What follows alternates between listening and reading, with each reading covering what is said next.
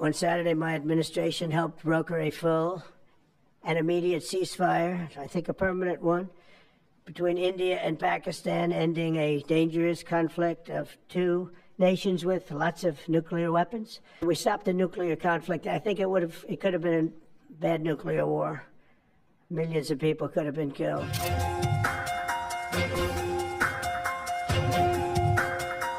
Before we begin, let me say a few words about the historic events that took place over the last few days. On Saturday, my administration helped broker a full and immediate ceasefire, I think a permanent one, between India and Pakistan, ending a dangerous conflict of two nations with lots of nuclear weapons. And they were going at it hot and heavy, and it was seemingly not going to stop. And I'm very proud to let you know that the leadership of India and Pakistan was unwavering, powerful, but unwavering in both cases, and having these, they really were, from the standpoint of having the strength and the wisdom and fortitude to fully know and to understand the gravity of the situation. And we helped a lot. And we helped also with trade. I said, come on, we're going to do a lot of trade with you guys. Let's stop it. Let's stop it. If you stop it, we're doing trade. If you don't stop it, we're not going to do any trade. People have never really used trade the way I used it. That I can tell you. And all of a sudden they said, I think we're going to stop. And they have. And they did it for a lot of reasons, but trade is a big one. We're going to do a lot of trade with Pakistan. We're going to do a lot of trade with India. We're negotiating with India right now. We're going to be soon negotiating with Pakistan. And we stopped the nuclear conflict. I think it could have been a bad nuclear war. Millions of people could have been killed, so I'm very proud of that. I also want to thank Vice President Vance and Secretary of State Rubio for their work and efforts. They worked very hard on that. We also, as you know, created a situation where the Houthis, for the first time ever, have ceased firing, and they've let it be known that they're not going to be firing at American ships anymore, not going to be firing at Americans anymore. This was a heavy barrage that lasted for approximately 50 days. And as you know, they've been in war essentially for forever. But over the last 10 years, they've been very difficult for other countries. Nobody was able to do what we did. But they stopped, and we take their word for it. Their surrogates and them directly said, we don't want to do this anymore. And so we were satisfied with that. In addition, yesterday we achieved a total reset with China after productive talks in Geneva. Both sides now agreed to reduce the tariffs imposed after April 2nd to 10% for 90 days as negotiators continue in the largest structural issues. And I want to tell you that a couple of things. First of all, that doesn't include the tariffs that are already on, that are our tariffs, and it doesn't include tariffs on cars, steel, aluminum, things such as that, or tariffs that may be imposed on pharmaceuticals, because we want to bring the pharmaceutical business back to the United States. They're already starting to come back now based on tariffs because they don't want to pay 25, 50, or 100% tariffs, so they're moving them back to the United States.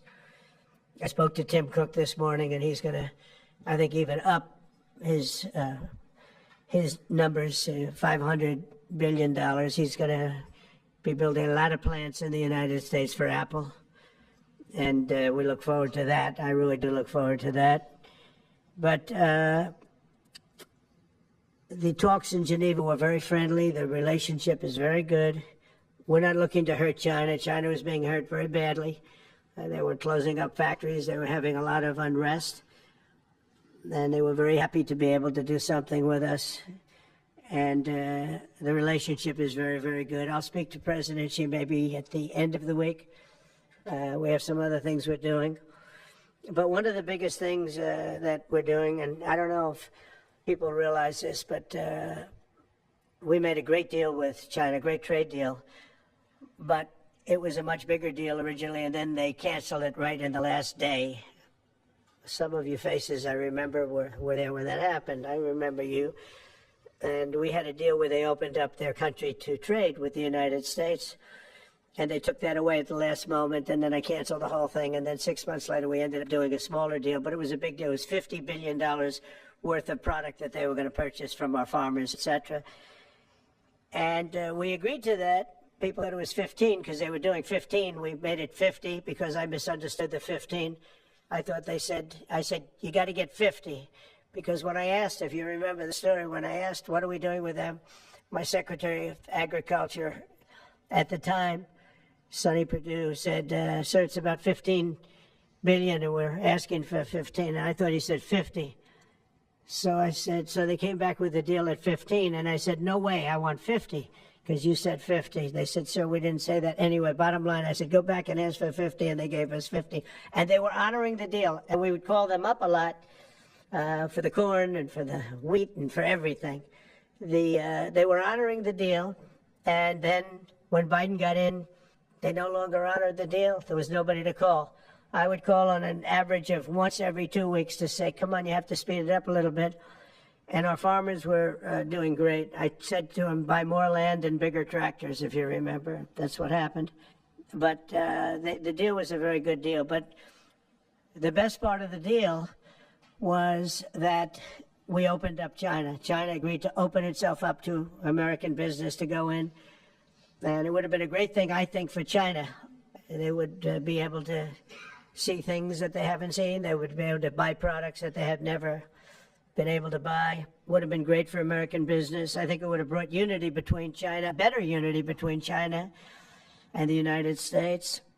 And the bottom line is that they canceled it the last day. We were all set to sign it, and I went a little bit angry. I got a little angry. They said they canceled the deal. The deal was done. It was all ready to be signed, and people went over there, came back to me, sir, they don't want to sign the opening up China. Well, the biggest thing that we're discussing is the opening up China, and they've agreed to do that, but it's going to take a while to paper it. You know, that's not the easiest thing to paper. But that's the single, I think, to me, some people would disagree. Some people would say we're getting a lot of money with tariffs or whatever, but, you know, especially when you add what we already have, because remember, we're already getting the 50% on steel and different things. That's not included in these numbers.